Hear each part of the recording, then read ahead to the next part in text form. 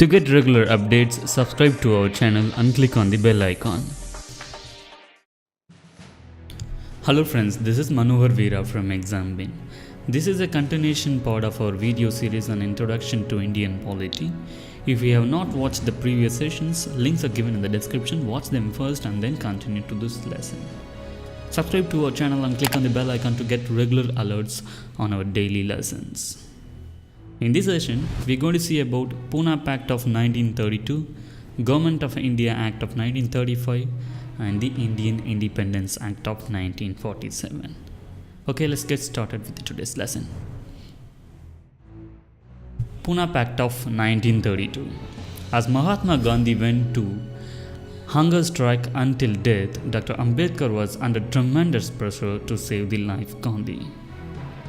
Hence, Dr Ambedkar accepted for an agreement.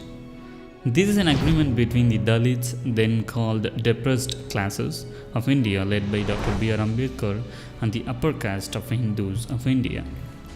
This took place on September 24, 1932 at Yeravada jail.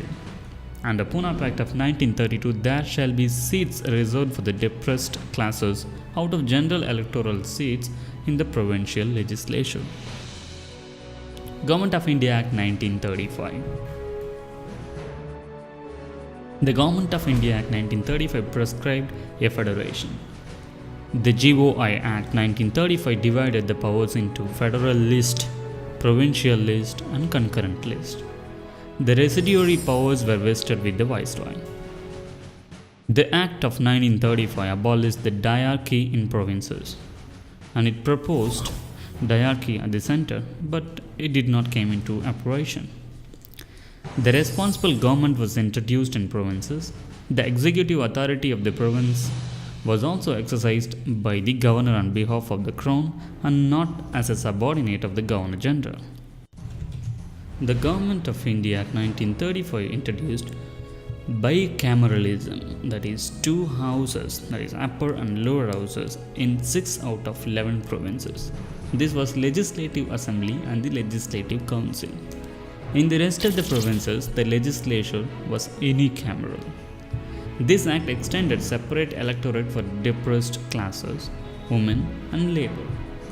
This act extended the franchise right to vote. With this, 10% of the population got the voting right. The Government of India Act 1935 granted limited franchise on the basis of tax, property and education.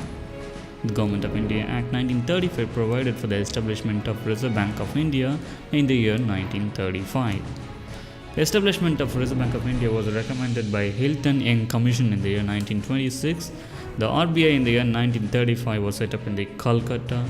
In the year 1937, it was moved to Bombay, that is now Mumbai. The GOI Act of 1935 provided for the establishment of Provincial and Joint Public Service Commission.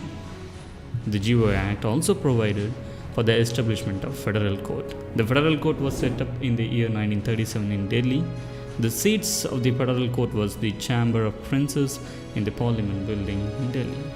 The first Chief Justice of the Federal Court was Maurice Gier.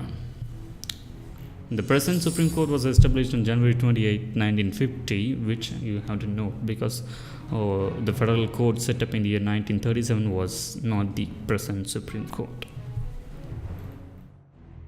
Indian Independence Act of 1947. On February 20, 1947, the Prime Minister of England, Sir Clement Attlee, declared that the British rule in India would end by June 30, 1948. The Muslim League demanded for the partition.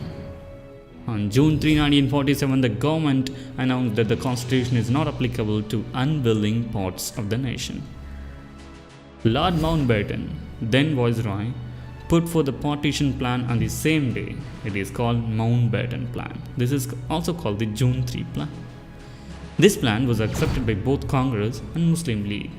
The Indian Independence Act of 1947 ended the British rule and declared India as an independent and sovereign state from August 15, 1947. This act provided for the partition of the country into India and Pakistan. The office of Viceroy was abolished and provided for the Governor General for each dominion, that like India a dominion and Pakistan another dominion appointed by the king. This act also empowered the constituent assemblies to frame and adopt any constitution. The central legislature of India, composed of the Legislative Assembly and the Council of States, ceased to exist on August 14, 1947. The Indian Independence Act granted freedom to the princely states either to join India or Pakistan or to remain independent. The civil servants were allowed to entitle all the benefits. Lord Mountbatten became the first Governor General of independent India.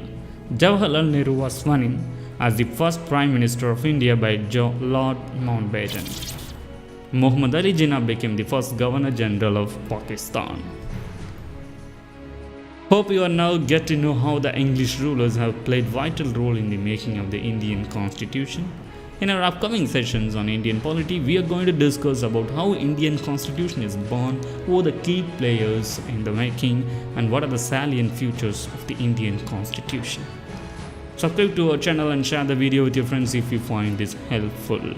Also, don't forget to click on the bell icon to get regular alerts. If you have any topic suggestion, leave us in the comments. We will definitely add them to our roadmap of videos. Thank you.